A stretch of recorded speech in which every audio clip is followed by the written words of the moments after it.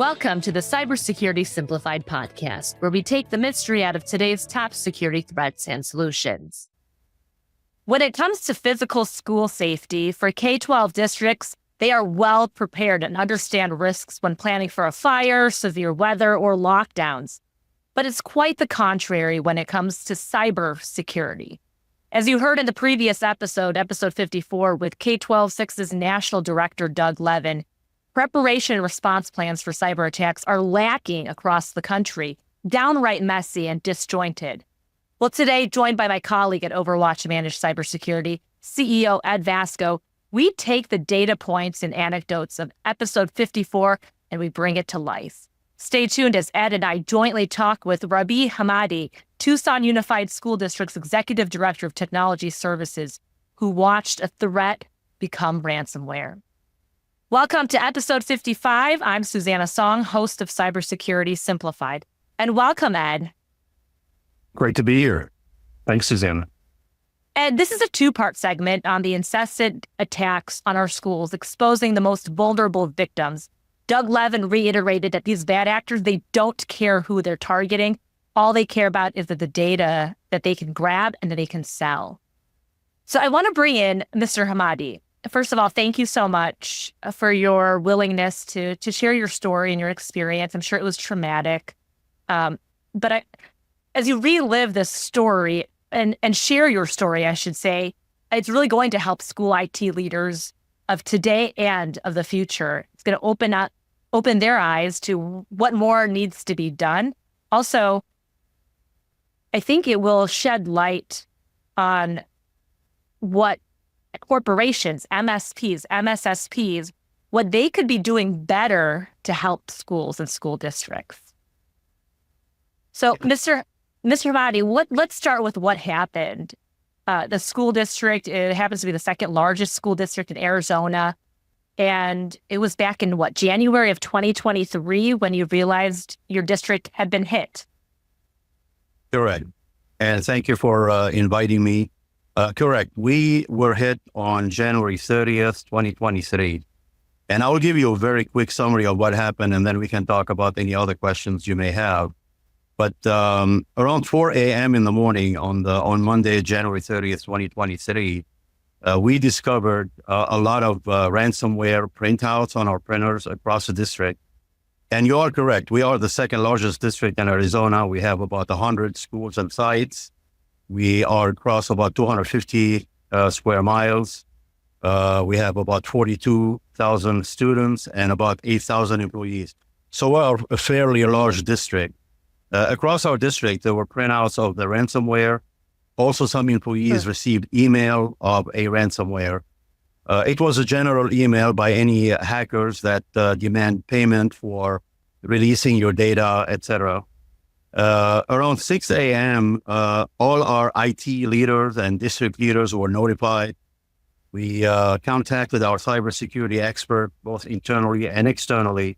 And by 7 a.m. that Monday, the work started for both the investigation and forensic and also the recovery.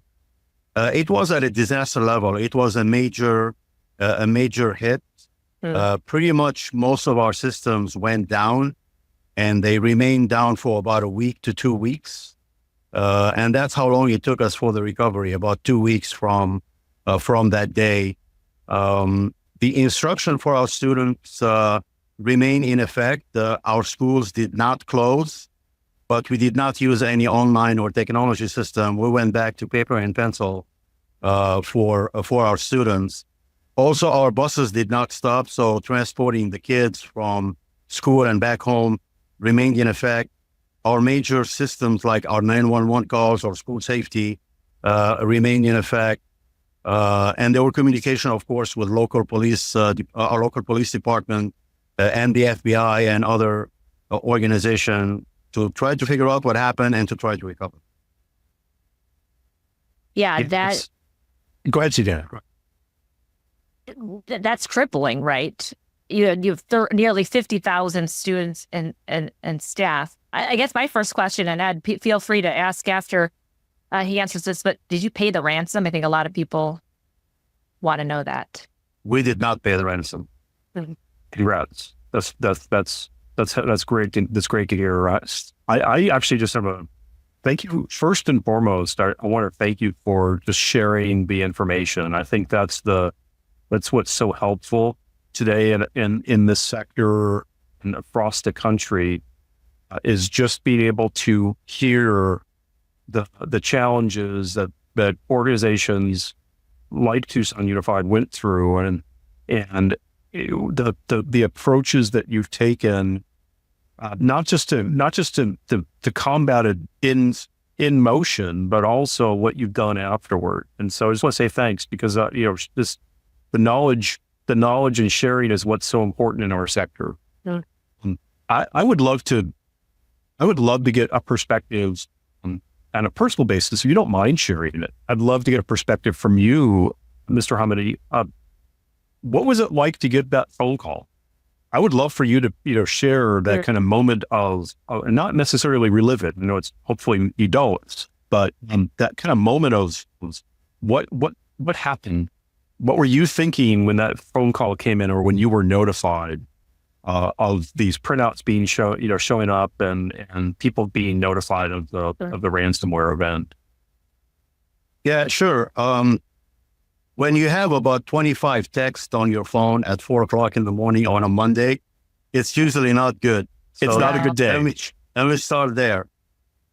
Within about half an hour, we knew it was a major cyber attack, but I was surprised by the magnitude. We were hit before, like any organization or school district or colleges and universities. We block those attacks all the time. Sometimes they come through. As you know, you may block 99 attacks. One comes through and can make a damage. But this was the first one. I have been here director or executive director for 10 years at the district. This was the first one with that magnitude.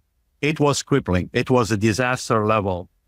The first thing you do is you tend to panic and be scared, but you realize that it is your responsibility and your team to communicate to everybody what happened, be very clear and transparent, give them the bad news and let them know the worst case scenario, to your leadership, to your superintendent, to external stakeholders such as parents and students, to the media, and to our consultants and helpers, our vendors and the folks who are going to help us, and to law enforcement as well.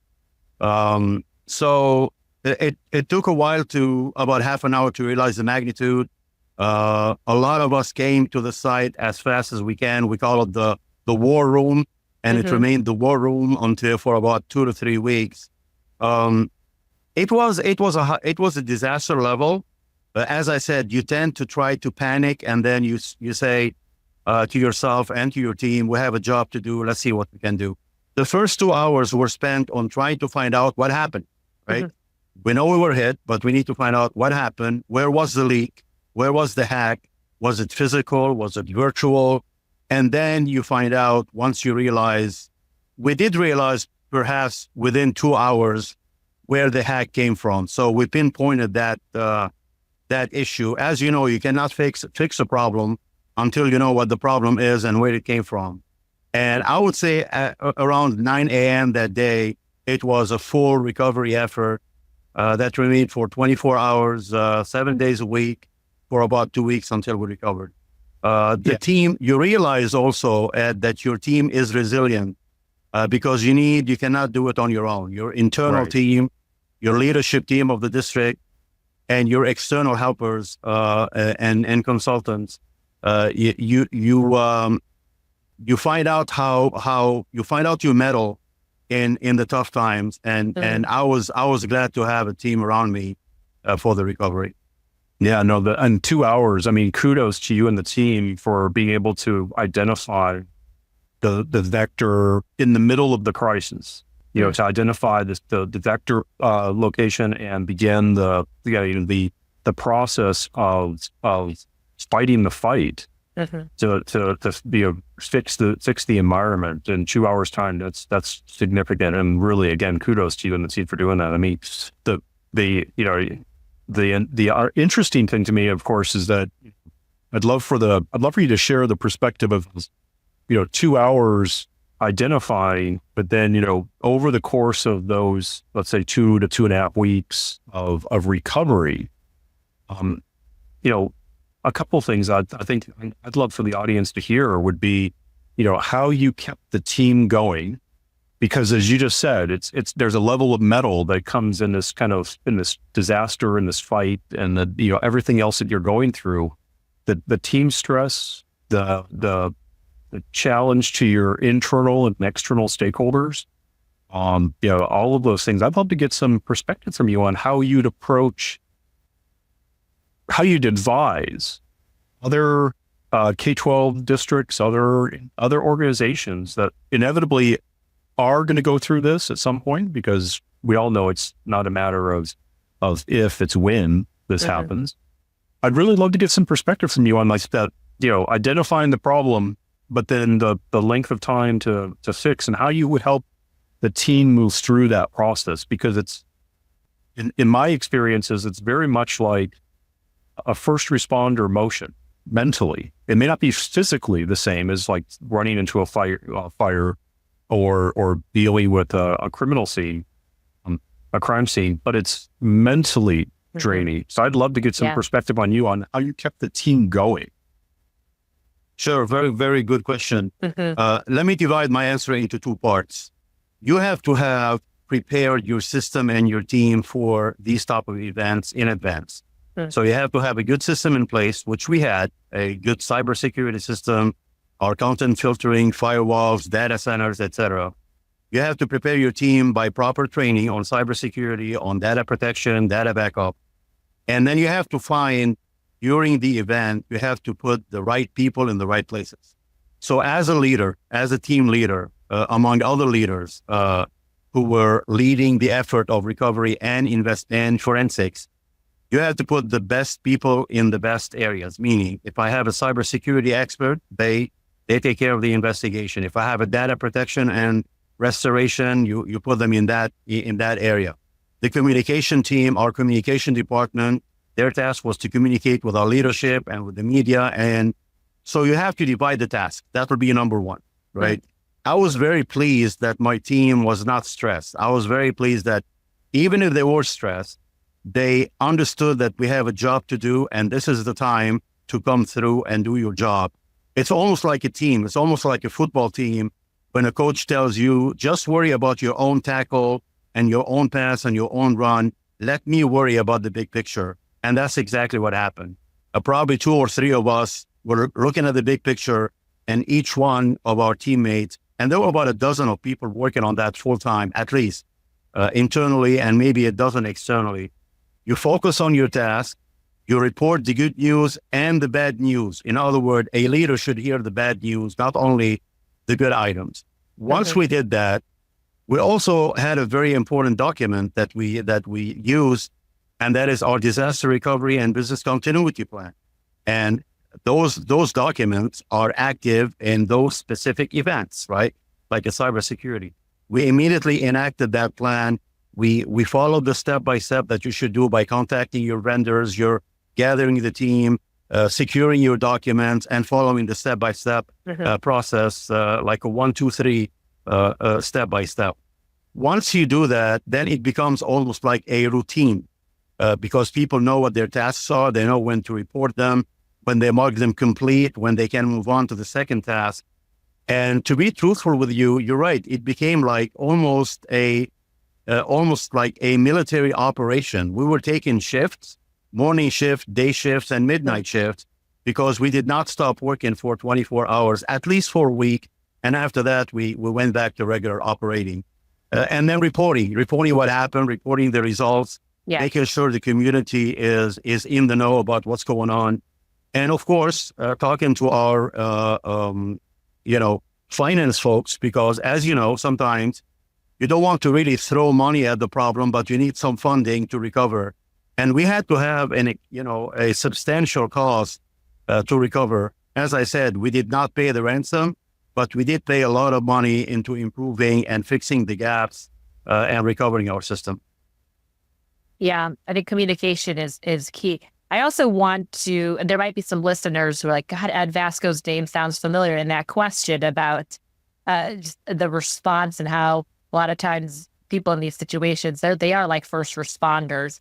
Well, that's because Ed and his former colleague at Boise State, they were guests of this podcast, episode 34. We talked about responding to a cyber attack and the psyche and the mental toll it takes. So I just wanted to bring that in because we might be getting people like, wow, that sounds really familiar. So I just wanted to put that in there. Yeah. My question, I guess a follow-up question to that is, yes, we know downtime and the recovery efforts cost, it probably costs over $1 million. Am I right? In the millions? I mean, it's a costly Very toll. close to that, yes. When you think back, and I'm not saying to play Monday quarterback because you had a 5-year technology plan instituted, a security plan, and yet there are always those gaps, like a vector in which the bad guys got in.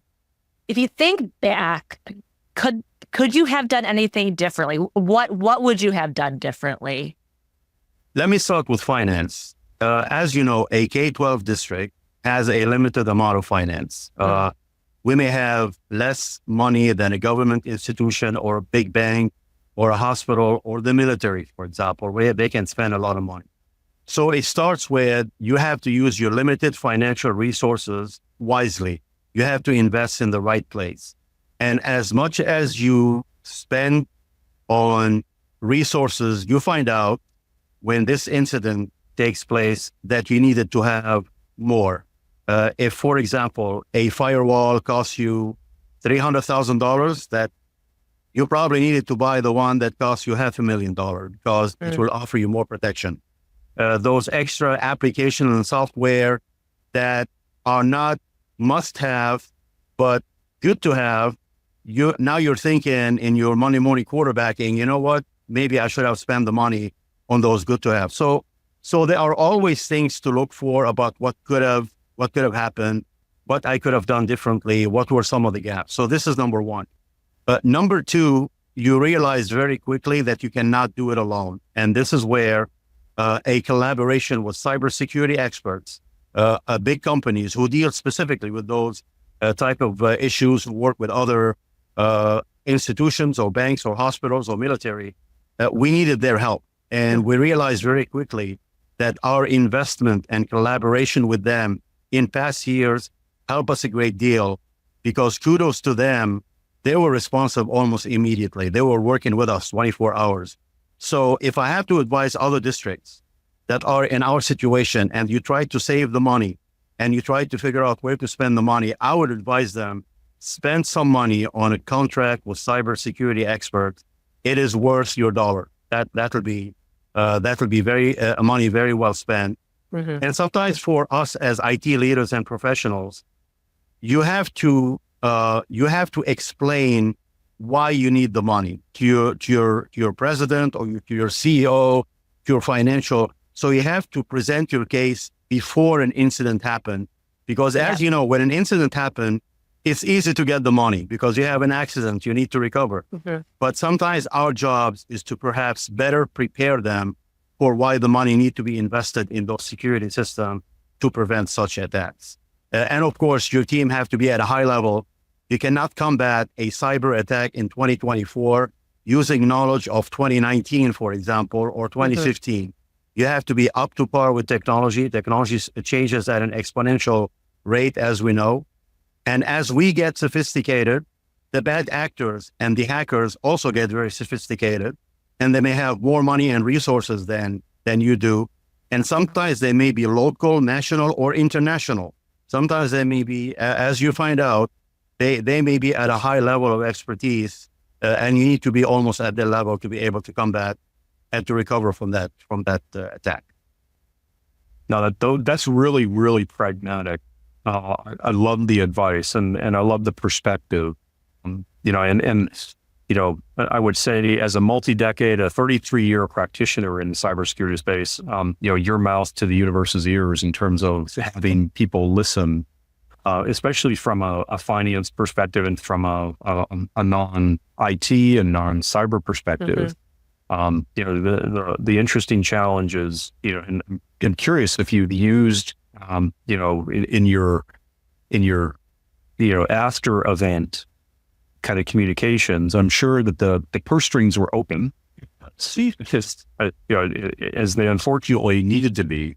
But going forward since the event, have you had a chance to continue to show progress to the financial leadership and, district leadership in terms of, here's what we've been able to put in place, here's what we're tracking now, here's the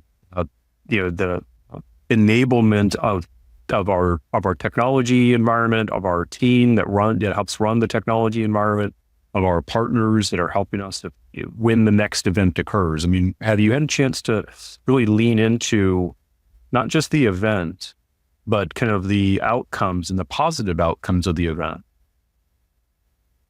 Yes, we have. And during the attack, our communication with our finance and leadership were twice or three times a day.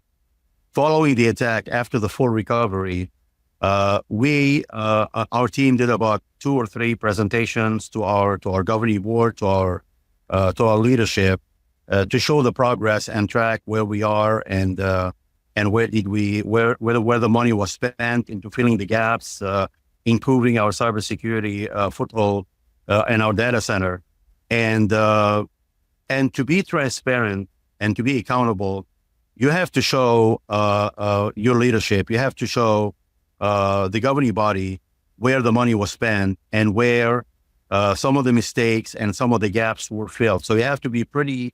As you know, sometimes your presentation, it depends on who your audience is. Mm-hmm. You can be technical, but at the same time, you have to explain deep technical items to folks who may not understand technical details, and you have to know how to do that. So you're right, Ed. You have to show progress over at least once a month since the attack, and now on a regular basis, either we volunteer a presentation or they may ask. The leadership may ask a question about certain topics. The one thing that we did specifically is a lot of our systems before the attack, I would say, were 50% in the cloud. Now they're 100%. So this is one example where our financial system, our transportation system, our student information system, our school safety systems, and our cameras and all those items were migrated to the cloud.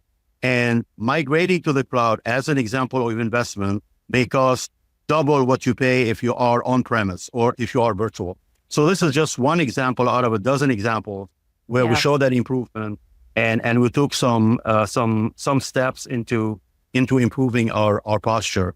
And the one thing also that we have to do, as I mentioned, you have to have highly skilled cyber experts working with you.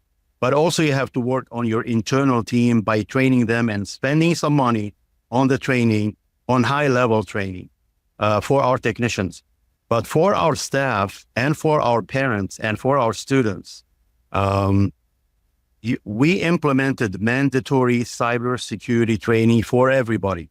Mm-hmm. Because you know what the cliche says, you are as strong as your weakest link. All it takes is one person to make a mistake, click on a bad link or an email, and then your network has been corrupted.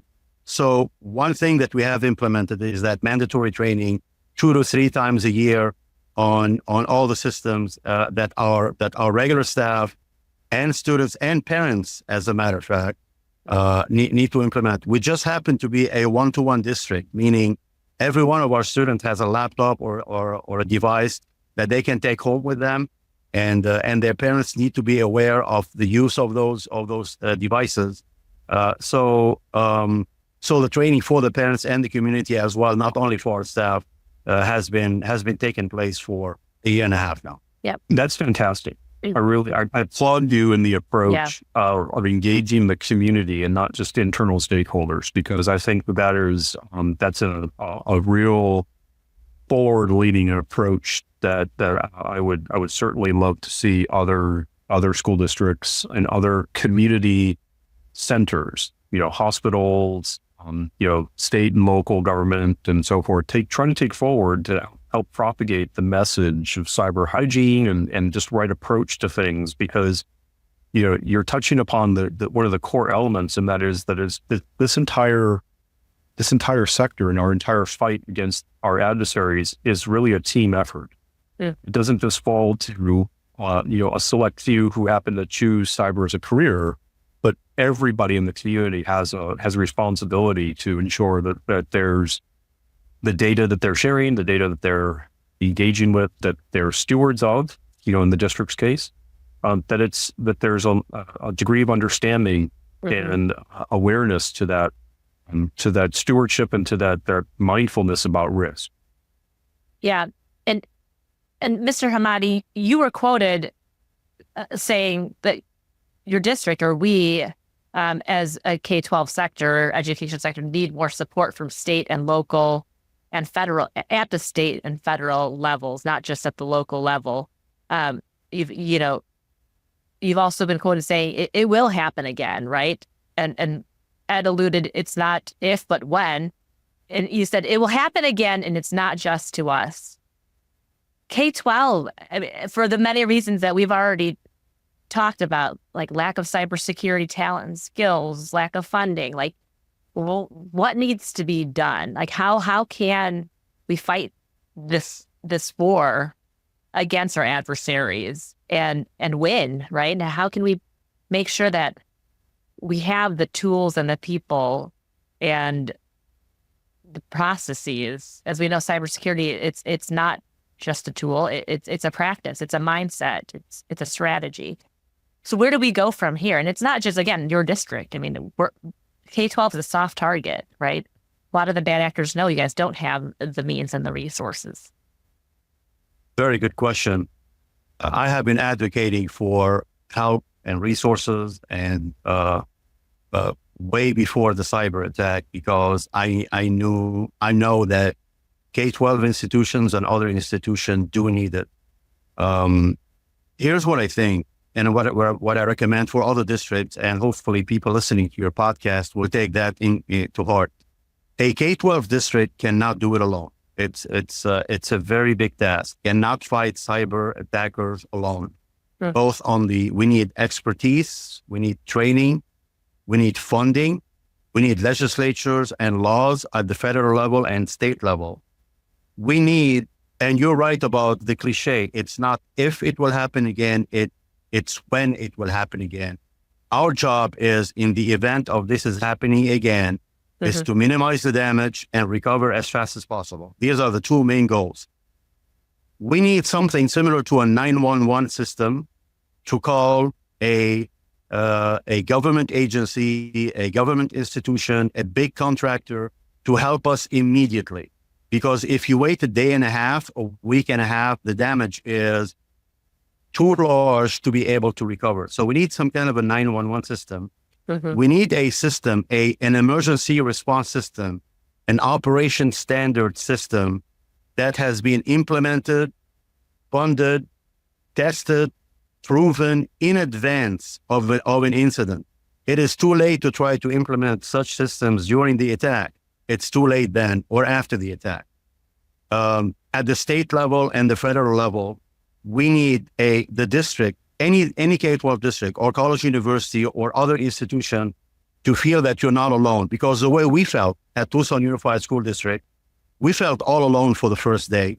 As I said, our cyber expert helped us because they were on contract and they came through, but there were no help from state institution or federal institution. We were contacted by our police department and we're very thankful for them to offer their help. We were contacted by the FBI and we shared information, but we were not contacted by a government agency who said, we're here to help you. We'll be there in half an hour. Tell us what you need to do. Maybe that's too unrealistic to say, but this is what we need. Again, if I'm a bank and I have lots of money to throw at cybersecurity, I may not need that. But speaking for K-12 district, I strongly advocate for other districts like us to form a voice so our voice can be heard, to go to our legislature, to implement new laws and policies and procedures, to ask for funding, to implement those systems in advance so that in the event of of such an event happening again, and it will, we are ready. You cannot be completely protected, but at least you can be ready to recover as fast as you can.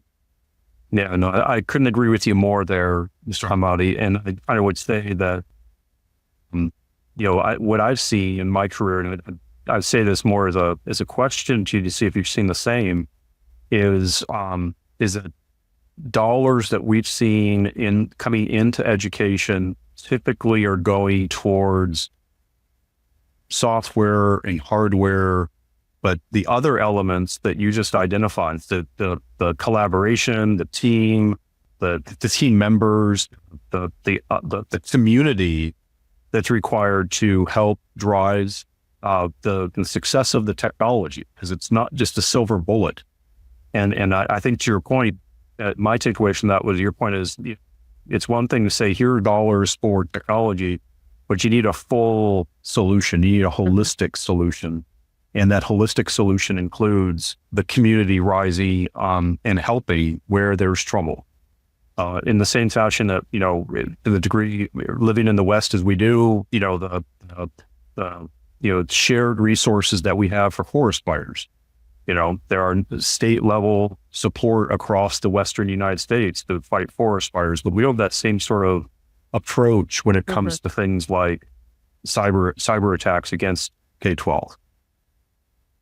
So, yeah. Am I reading that correctly? Am I just want to make sure I'm understanding your perspective correctly? Because I think that's what my takeaway is that there needs to be a broader approach than just give us dollars for technology, because that doesn't help always. You're right. The dollars have to be put into the right place. Yeah. And as I said, the cyber attacker are very sophisticated. So I cannot, if they have $1 million, I cannot fight them with $100,000. If they are at a level of the top expert in 2024 knowledge, I cannot fight them with 2014 knowledge because I don't have the money to train our personnel. I think what we need, Ed, is, you're right, we need a community voice to be heard, that such incidents, not only they hurt our K-12 institutions, but also they may end up hurting you as a government institution or bigger companies. So helping us and learning what happened to us and how to be protected at a smaller level will help those institutions being protected in the future. In other words, instead of making it into a charity, like, please give us money, make it a win-win situation for them. Learning what happened to us and how you can protect us and where to spend the money will help you in the future.